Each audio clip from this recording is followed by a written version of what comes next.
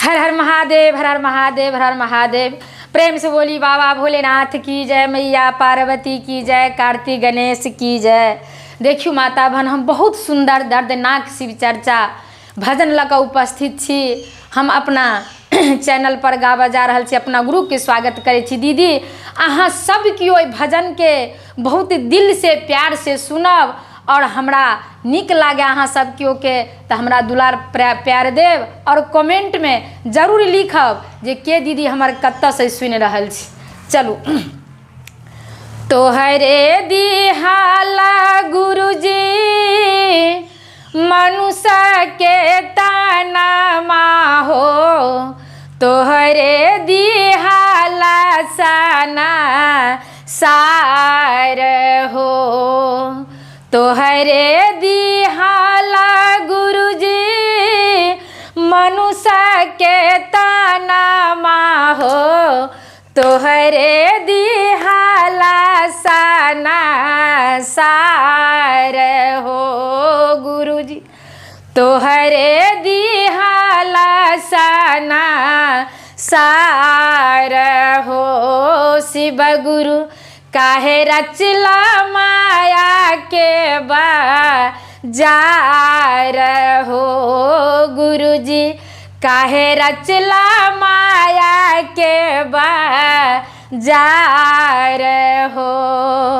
देखी दीदी बहुत दर्दनाक भजन, अगर सुख में रहबे दीदी तो सब कियो सहारा साथ नहीं, हर सासुर दुख पड़ जाए छे दीदी ते केहू ना, तै दुआरी भजन के पूरा ध्यान से सुनी। देखी दीदी, केहू के हाथी घोड़ा महला अटारी हो, केहू के उड़े के जहाज हो, केहू के हाथी घोड़ा महला अटारी हो, केहू के उड़े के जहाज हो, केहू के मिले नाही भर पेटा खाना हो, केहू के मिले नाही भर पेटा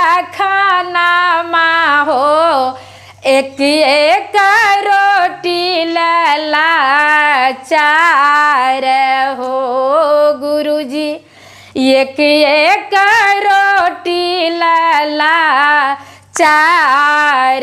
हो गुरुजी, काहे रचला माया के बाजार हो।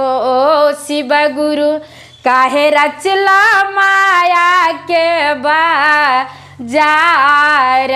हो, सुख के बेरिया सब आपन बुझाला हो, दुख बेरिया के हो नासा हाई हो, सुख बेरिया सब के हो आपन बुझाला हो, दुख बेरिया के हो नासा हाई हो, मतलब के भाई भौजाई मतलब के नहीं हारबा हो, मतलब के भाई भौजाई मतलब के नहीं हारबा हो, मतलब के घर परिवार हो। शिव गुरु मतलब के घर परिवार हो गुरुजी, काहे रचला माया के बाजार हो गुरुजी, काहे रचला माया के बाजार हो। देखी शिव गुरु महादेव बसहा पर चढ़ के आ सगरो संसार घूमै छथिन, और एक शिष्या गुरु बहिनी अबला नारी छथिन, तो उ कहे छथिन हे गुरु हमर माया के नगरिया में झोपड़िया हमरा द्वार शिव गुरु कहिया एबे अबियो ने।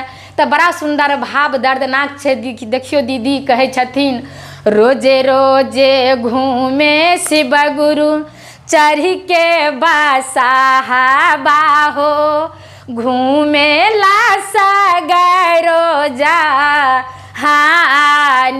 हो। रोजे रोजे घूमे शिव गुरु चढ़ के बसाहा हो, घूमे ला सगरो जहान हो।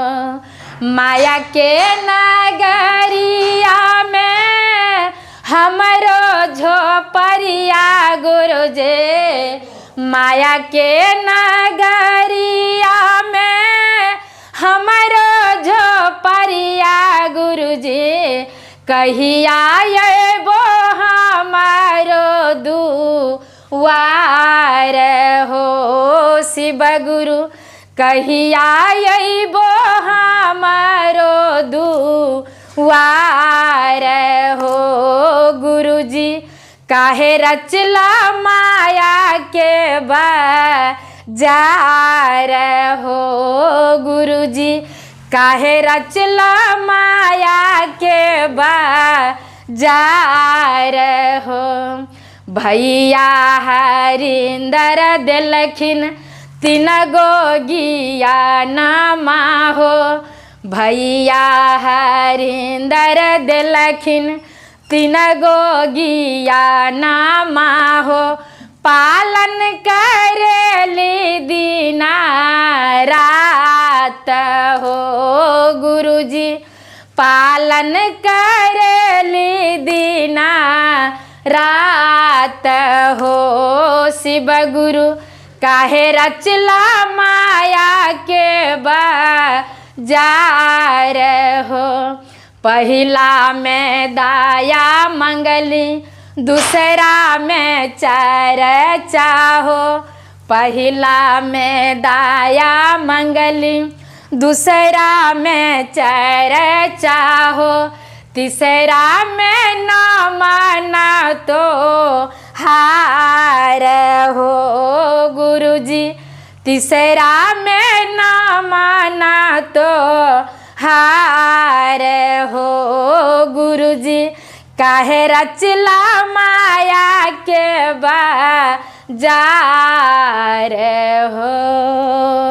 प्रेम से बोली बाबा भोलेनाथ की, मैया पार्वती की जय।